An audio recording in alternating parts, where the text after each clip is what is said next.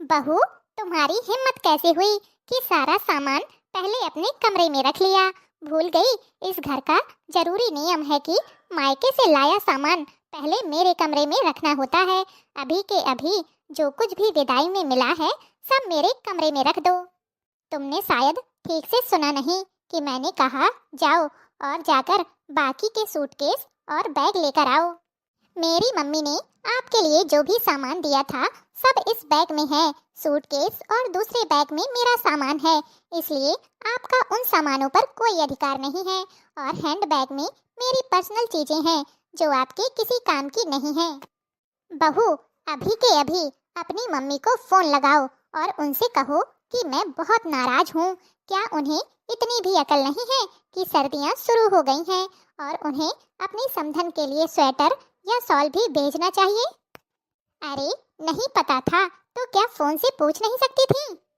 कायदे से हमारे यहाँ सर्दी में बहू के मायके से पूरे घर वालों के लिए गर्म कपड़े, शॉल, कंबल यह सब आता है। अरे कंजूसी की भी हद होती है। ऐसे फकीरों की तरह कोई विदा करता है क्या अपनी बेटी को? बस मम्मी जी, बहुत हुआ। आप कब से मेरी मम्मी का अपमान किए जा रही हैं। कंजूस मेरी मम्मी नहीं, आप हैं। क्या? हाँ, सही तो कह रही हूँ। अपने पैसे बचाने के लिए आप हमेशा मेरा सामान अपनी बेटी को दे देती हैं। आपको गुस्से से ज्यादा तिलमिलाहट हो रही है कि अब आप अपनी समधन को क्या भेजेंगी। यही तो आप करती आई हैं। मेरा सारा सामान आपने ननद जी को गिफ्ट के रूप में दे दिया। मुझे मायके से जो भी कपड़े मिलते हैं आप उन्हें भी दे देती हैं, यह कहकर कि यह ननद का हक होता है। एक बार लिया जाए तो उसे हक कहते हैं, लेकिन बार बार लेने पर उसे डाका बोलते हैं। अरे ननद जी और उनकी सास को जो कुछ भी देना है आप वो सब मेरे मायके से मंगवाकर उन्हें देती हैं और अपनी ठसक बनाती हैं। तो उस हिसाब से फकीर आप हुई, ना कि मेरी मम्मी। बहुत बर्दाश्त कर लिया, लेकिन अब मेरे मायके का सामान मैं आपको ननद को नहीं देने दूंगी। आपकी बेटी की सास इतना सब पाकर आपकी तारीफों के पुल बांधने लगती हैं, जिसे सुनकर आप फूले नहीं समाती हो। मेरे मायके के सामान पर सिर्फ मेरा और मेरा ही हक है, इसलिए अब से जो भी सामान आएगा आपको दिखाया ही नहीं जाएगा। बहू, यह ससुराल है, मायका नहीं है तुम्हारा कि यहाँ पर तुम्हारी मनमर्जी चलेगी। और जो कुछ बाकी हो वो भी कह दे बहू। अब तो तुम्हारी जुबान वैसे भी बहुत चलने लगी है। मुझे इससे यही लगता है कि कोई तो है जो तुम्हें सिखा रहा है, या फिर यूं कहूँ कि कोई और नहीं तुम्हारी माँ हो सकती है। सरला बहन, अरे ओ सरला बहन। अरे जीजी, आप अचानक से? क्या करें, तुमने तो अपनी नई बहू से मिलने के लिए बुलवाया ही नहीं, तो सोचा क्यों ना हम ही मिलाएं। कहाँ है तुम्हारी बहू? बहुत चर्चे सुने हैं उसके। अपने कमरे में ही होगी जीजी, कहाँ जाएगी, आराम कर रही होगी। आप बैठिए, मैं अभी बुला कर लाती हूँ। अच्छा ठीक है, साथ में ढोलक भी लेती आना। अब आए हैं तो बहू की मुंह दिखाई करके ही जाएंगे और गर्मा गर्म बहू के हाथों का खाना भी खाकर जाएंगे। हाँ हाँ, क्यों नहीं जीजी। ठीक है, मैं तब तक और भी लोगों को फोन करके बुला लेती हूँ। बहू, सबको चाय नाश्ता कराने के बाद अच्छे से तैयार हो जाना। जो लोग तुम्हारी शादी के समय नहीं आ पाए थे ना, वो भी आ रहे हैं तुम्हारी मुंह दिखाई के लिए। अच्छा ठीक है। ओहो, क्या पहनूं कुछ समझ में ही नहीं आ रहा है। मम्मी जी बोल रही थी कि लहंगा पहन लेना, वो तो बहुत भारी है। एक काम करती हूँ, कुछ हल्का फुल्का सा पहन लेती हूँ, अच्छा भी लगे और पहनने में आरामदायक भी रहे। बहू रानी, तुम्हारी सास तो शादी के समय हमें बुलाना ही भूल गई, लेकिन हम लोग फिर भी बुरा नहीं माने। देखो, तुमसे मिलने के लिए चले आए। हाँ भाभी, और मैं भी। अरे वाह, ये तो आप लोगों ने बहुत ही अच्छा किया। मुझे भी बहुत खुशी हुई आप लोगों से मिलकर। देवरानी जी, आपकी सुंदरता की जितनी भी तारीफ की जाए वो कम ही होगी। हाँ, बिल्कुल सही बात है। भगवान ने आपको बहुत ही फुर्सत में बनाया है।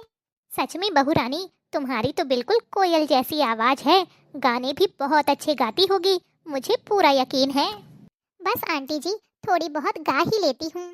आप लोग तो मेरी इतनी तारीफ कर रही हैं, लेकिन मेरी सासू माँ हर बात में मुझे ताने मारती रहती हैं। मेरे हर काम में नुक्स निकालती ही रहती हैं। अच्छा, ऐसा क्या कहती है? क्या कहती हैं, क्या क्या नहीं कहती हैं, ये पूछो। नाक में दम करके रखी हुई है। बहू, आंटी जी, अब मैं क्या ही बताऊं आप लोगों से। बाबुले तो विदा कर देते हैं, ससुराल मुसीबत आती है। बाबुले तो विदा कर देते हैं, ससुराल मुसीबत आती है। बाबुले तो विदा कर देते हैं, ससुराल मुसीबत आती है। जब खड़ी खड़ी मैं रोती हूँ, मायके की याद सताती है। जब खड़ी खड़ी मैं रोती हूँ, मायके की याद सताती है। बाबुले तो विदा कर देते हैं, ससुराल मुसीबत आती है। जब चाय बनाने जाती हूँ, ससुर जी मना कर देते हैं। जब चाय बनाने जाती हूँ, ससुर जी मना कर देते हैं। रहने दो बहू तुम, रहने दो, तुम्हें चाय बनाना नहीं आता। रहने दो बहू तुम, रहने दो, तुम्हें चाय बनाना नहीं आता। जब खड़ी खड़ी मैं रोती हूँ, मायके की याद सताती है। जब खड़ी खड़ी मैं रोती हूँ, मायके की याद सताती है। बाबुले तो विदा कर देते हैं, ससुराल मुसीबत आती है। जब पैर दबाने जाती हूँ, सासू जी मना कर देती है। रहने दो बहू तुम, रहने दो, तुम्हें पैर दबाना नहीं आता।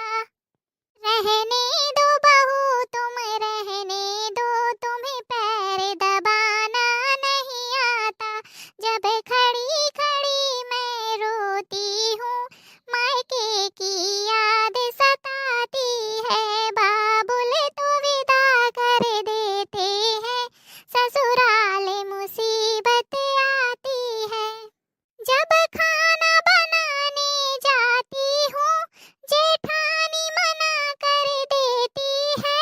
जब खाना बनाने जाती हूँ, जेठानी मना कर देती है। रहने दो देवरानी, रहने दो, तुम्हें खाना बनाना नहीं आता।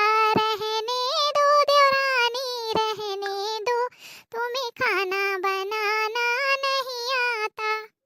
जब खड़ी खड़ी मैं रोती हूँ, मायके की याद सताती है। जब खड़ी खड़ी मैं रोती हूँ, मायके की याद सताती है।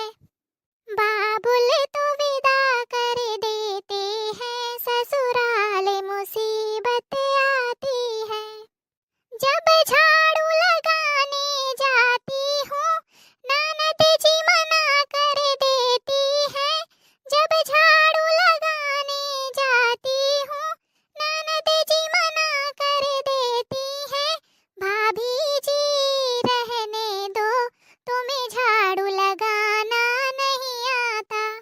रहने दो भाभी जी, रहने दो, तुम्हें झाड़ू लगाना नहीं आता।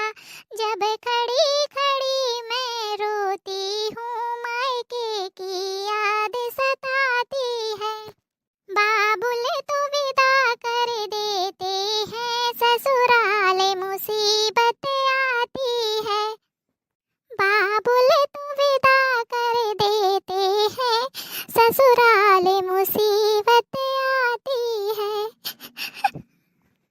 हाय राम, बहू, ये क्या बोले जा रही हो सबके सामने?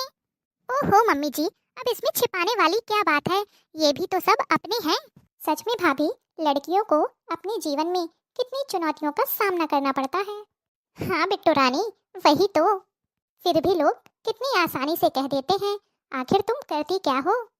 इसीलिए तो आज के जमाने में लड़कियों को आत्मनिर्भर बनना चाहिए, ताकि कोई ये ना कह सके कि आखिर तुम करती क्या हो।